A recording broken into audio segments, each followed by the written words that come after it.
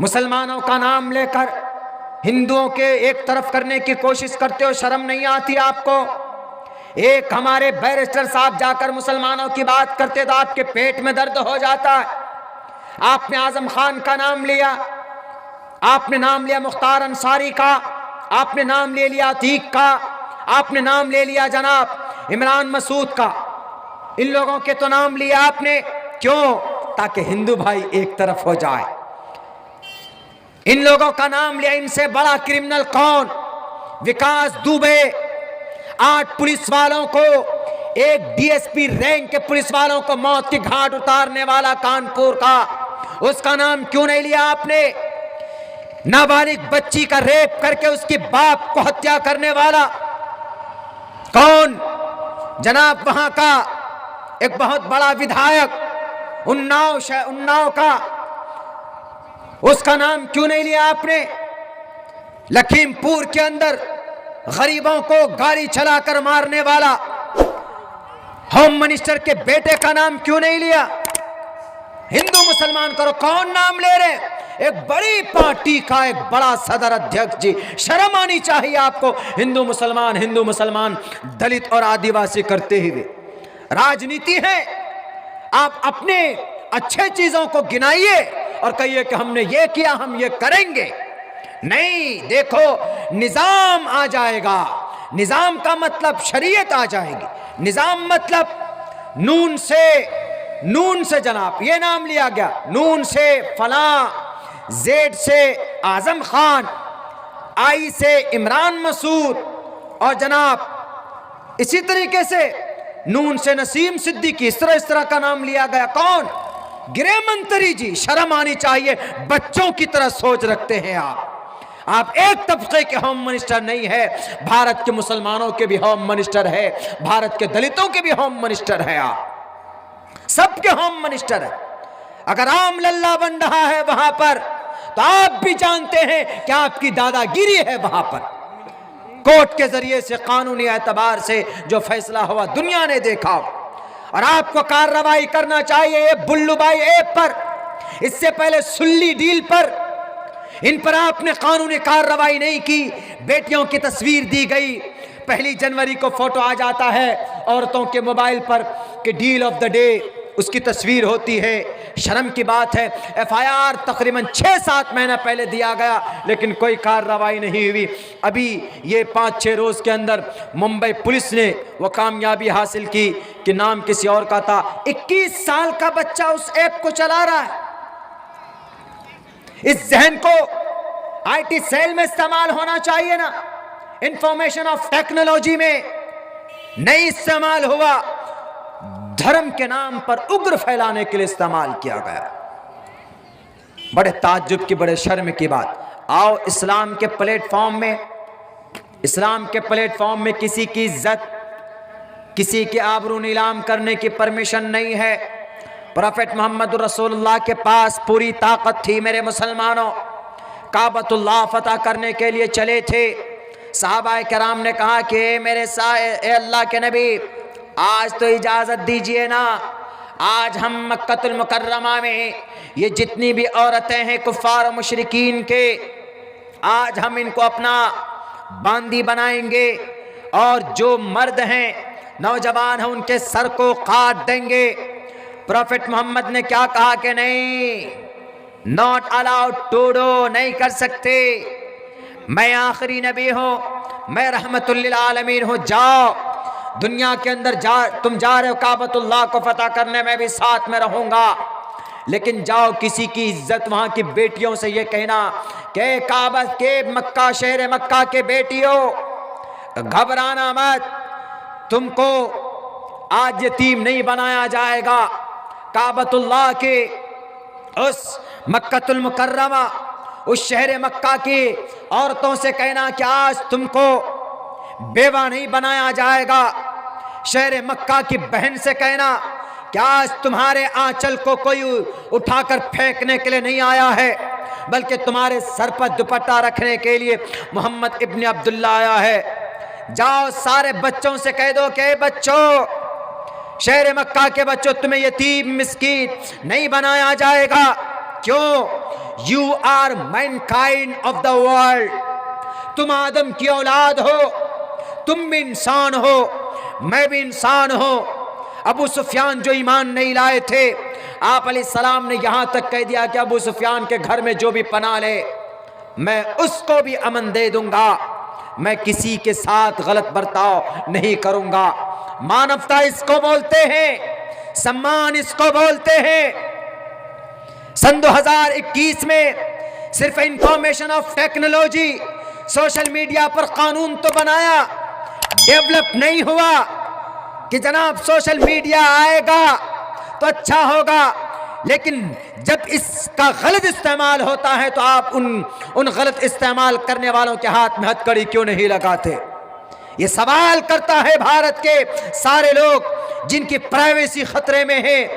अब से पहले जनाब पेगासस के जरिए जासूसी की गई, 121 लोगों को अंदर किया गया, और अभी कुछ दिनों के अंदर में इन बुल्लू भाई ऐप, ये सुल्लू ऐप, सुल्ली ऐप, क्या क्या है, नाम भी याद नहीं, नाम भी ढंग से नहीं लिया जाता, इनके जरिए से क्या जा रहा, छोड़ देते, जाओ जनाब करो, जाओ जनाब करो। ऐसा नहीं होना चाहिए। मानवता के खिलाफ है, ह्यूमैनिटी के खिलाफ है, अगेंस्ट द क्राइम, मानवता and human beings on the world. दुनिया के अंदर इंसानियत के खिलाफ। इंसानियत सीखना है तो इस्लाम के प्लेटफॉर्म पर आओ, इंसानियत तुमको प्रॉफेट मोहम्मद सल्लल्लाहु अलैहि वसल्लम सिखाएं। अल्लाह के नबी ने यहाँ तक कह दिया कि तुम्हारे साथ, तुम्हारे रास्ते में, सफ़र में अगर कोई पड़ोस में तुम्हारा साथ चलता है तो उसको अपनी ज़ुबान से, अपने हाथ से तकलीफ मत पहुँचाओ। ला यदखुलुल जन्नत मन ला यअमनु जारुहु बवाइक़हु। A person will not enter the paradise whose neighbor is not safe from his cruelties. Whose neighbor, जिसके पड़ोसी उसकी ज़ुबान से, उसके हाथ से तकलीफ में अगर है तो वो इंसान मुसलमान है भले ही, लेकिन जन्नत नहीं जाएगा। क्यों? क्योंकि उसके पड़ोसी उसके जुल्म से परेशान रहते हैं। पड़ोसी कोई भी। आज जनाब यहाँ तो बुल्लू भाई ऐप के जरिए से परेशान किया जा रहा। कहाँ जाओगे बेटो विशाल झा, खैर मनाओ तुम, दुनिया में तो तुम रुसवा हुए ही, लेकिन तुमको ऊपर परमात्मा भी नहीं छोड़ेगा। वो आएंगे, ये वो पापिष्ठास्ते परप शांति, यमराज आता, इतना बड़ा रॉट लेके आता यमराज। हिंदू भाइयों में मलकुल मौत नहीं होता, हिंदू भाइयों में होता है यमराज, कि यमराज से कहकर हमारी जान की बख्शी करा दो। यमरूज, यमराज देवता, यमदूत तो फरिश्ते को होते बोलते हैं वो लोग, यमराज यानी उनके आत्मा को ले जाने वाला यमराज। वो बुरी आत्मा को ऐसे नहीं ले जाता, पूरे फाड़ता है, पहले फाड़ने के बाद तब आत्मा को खींचता, उसके बाद लेकर जाता। और कुरान में यही तफसीर है, वन्नाज़िआति ग़र्क़न वन्नाशिताति नश्ता वस्साबिहाति सबहन फस्साबिक़ाति सबक़ा।